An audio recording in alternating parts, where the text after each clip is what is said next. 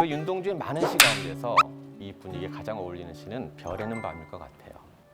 별 하나의 추억과 별 하나의 사랑과 별 하나의 쓸쓸함과 별 하나의 동경과 별 하나의 시와 별 하나의 어머님, 나는 별 하나의 아름다운 말 한마디씩 불러봅니다. 소학교 때 책상을 같이 했던 아이들의 이름과 배, 경, 옥, 이런 이국 소녀들의 이름과 벌써 아기 어머니 된 계집애들의 이름과 가난한 이웃 사람들의 이름과 비둘기, 강아지, 토끼, 노새, 노루, 프랑시스 잠, 라이너 마리아 릴케, 이런 시인들의 이름을 불러봅니다. 자, 유명한 윤동주의 별에는 밤입니다. 이 시가 왜 멋진 시냐? 이 시가 왜 감동적인 시냐? 비밀은 이 시의 시행의 배열에 있습니다. 그럼 여기를 보시면요. 지금 시행 하나에 이름 하나 붙이고 있는 거예요.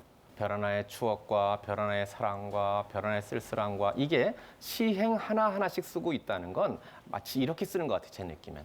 별 하나의 추억과 별 하나의 사랑과 이렇게 생각하면서 나한테 고귀한 이름들을 하나하나 붙이는 것 같아요. 여러분도 붙이세요. 별 하나의 동경과 별 하나의 자유와 별 하나의 평화, 통일. 여러분이 소중하다고 생각한 가치들 다 한번 붙여보세요. 그럼 이 시 안 끝나요. 근데 그러다가 문득 별 하나의 시와 그 다음에 별 하나의 어머니, 쉼표 어머니. 여기가 포인트입니다. 만약 여러분 이 윤동주가요. 별 하나의 어머니, 별 하나의 외삼촌, 별 하나의 이종 뭐 이랬으면 여러분 이거 시 안 되는 거예요. 별 하나의 어머니 하니까 바로 쉼표 어머니. 맞아. 내가 지금 무슨 일을 하고 있는 거야? 내가 별에 아름다운 이름 붙인다 그러면서 무슨 짓을 하고 있는 거야? 물론 사랑과 쓸쓸함과 동경도 중요한 거지. 근데 정말 중요한 건 사람 아냐? 그중에서 어머니 아냐? 별 하나의 어머니 한순간 별 하나의 어머니. 저는 그게 저 쉼표 같아요.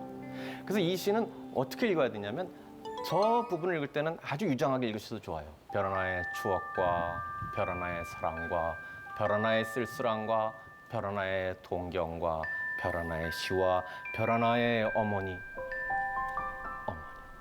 그리고 연이 갈립니다.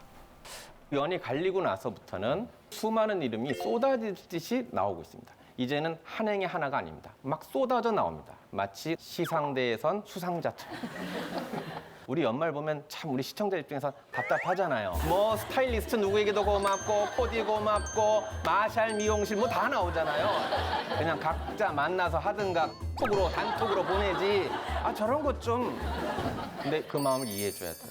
지금 이런 결정적인 순간에 그 사람들 하나하나가 떠오르는데 누굴 빼놓겠어요. 그래서 이 윤동주는 갑자기요 랩하듯이 시를 쓰기 시작합니다. 아까는 별 하나의 쓸쓸함과 그러다가 지금 어머님 나는 별 하나의 아름다운 말 한마디씩 불러봅니다. 수학 때 책상을 같이 했던 아이들의 이름과 폐경옥 이런 이국 소녀들의 이름과 막 이러고 있는 거예요. 급한 거예요 지금. 머릿속에 있었던 수많은 인연들이 쏟아져 나오는 겁니다. 아름다운 말 한마디씩 불러본다 그랬는데 아름다운 말이 바로 뭐였냐면 사람들 이름이었어요. 가장 아름다운 말은 뭐예요? 자유, 평화, 쓸쓸함 그런 것도 있지만 사실은 하나하나의 사람들이 가장 아름다운 말이었다는 거예요. 근데 여기 나온 이름들이 여러분 대단한 사람들 이름 있습니까? 대통령이 나오는 것도 아니고요. 무슨 노벨상 수상자가 나오는 것도 아니에요. 다 어린 시절 나랑 책상을 같이 했던 아이들의 이름이 아름다운 말이고 이 아름다운 말은 하늘의 별과 같은 이름. 그래서 그게 막 쏟아져 나오니까 윤동주가 감당할 길이 없어서 오만 사람 이름들을 다 얘기합니다. 심지어는 비둘기, 강아지, 토끼, 노새, 노루. 얼마나 친환경 생태적인 발상이에요. 웬만한 인간보단 토끼, 노새, 노루가 낫다는 거죠. 저게 아름다운 말이라는 거죠. 그리고 외국 시인 가운데 프랑시스 잠, 라이너 마리아 릴케처럼 순수한 시인들의 이름을 불러보는 겁니다. 이게 바로 윤동주의 별에는 밤이었던 거예요. 저 하늘에 빛나는 별 같은 스타들도 우리에게 물론 소중한 사람들이지만 나랑 같이 소학교 때 책상 같이 했던 사람, 어디서 무엇이 되어 다시 만날지 모르는 그런 사람들, 그 사람들의 이름이 가장 아름다운 말이었다고 윤동주는 우리에게 말해주고 있는 겁니다. 여러분이 살면서 그리운 사람이 많다는 건 얼마나 행복한 일입니까? 근데 만날 수 없으니까 얼마나 고통스럽습니까? 그래서 그리움이라고 하는 정서는 어쩌면 신이 우리에게 준 최고의 선물이자 어쩌면 저줄지도 몰라요. 돌아가신 부모님 정말 그리워요.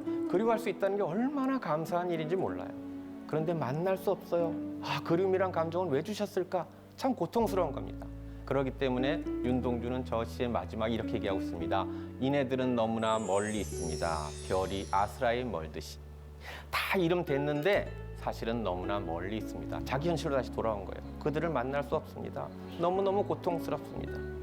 저는 윤동주를 이렇게 읽어주는 것이 물론 저항 시인이고 이런 측면에서도 중요한 우리 민족 시인이지만 저 순수한 감정들, 저 순수한 감성들을 우리가 공유하고 본받는 게 더 중요하다고 생각해요. 어머니를 사랑할 수 있어야 조국도 사랑할 수 있는 겁니다. 어릴 적 친구들을 사랑할 수 있어야 민족도 사랑할 수 있는 겁니다. 저런 사람이었기 때문에 윤동주가 윤동주인 겁니다. 윤동주가 멋있는 건요, 이런 거거든요. 별을 노래하는 마음으로 모든 죽어가는 것을 사랑해야지. 여러분, 모든 죽어가는 건요, 다 모든 살아있는 거예요. 그 사람들도 다 죽는단 말이에요. 참 미운 사람인데 모든 건 다 죽어. 이런 관점에서 보면은 사랑하지 않을 사람이 없어요. 죽는 날까지 하늘을 우러러 한 점 부끄러움이 없기를.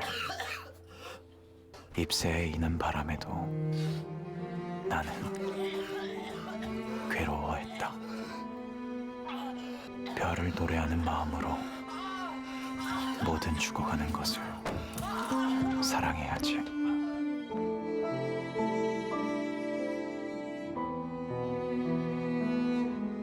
윤동주는 자기한테는 엄청나게 엄격합니다. 자기 자신한테는 잎새 있는 바람에도 괴로워할 만큼 아주 엄격한 잣대를 들이댑니다. 그리고 남한텐 쟤들 다 죽어. 그래서 사랑하는 겁니다. 이게 반대가 되면 자기에게 관대하고 남에게 엄격한 게 결국 여러분, 별이 소중하다고 하지만 사람만큼 소중하겠습니까? 그리움, 추억 이런 건 다 얼마나 더 소중한 가치입니까? 그래서 사람 간의 관계를 다룬 좋은 영화가 한 편 있었어요. 영화 라디오스타입니다.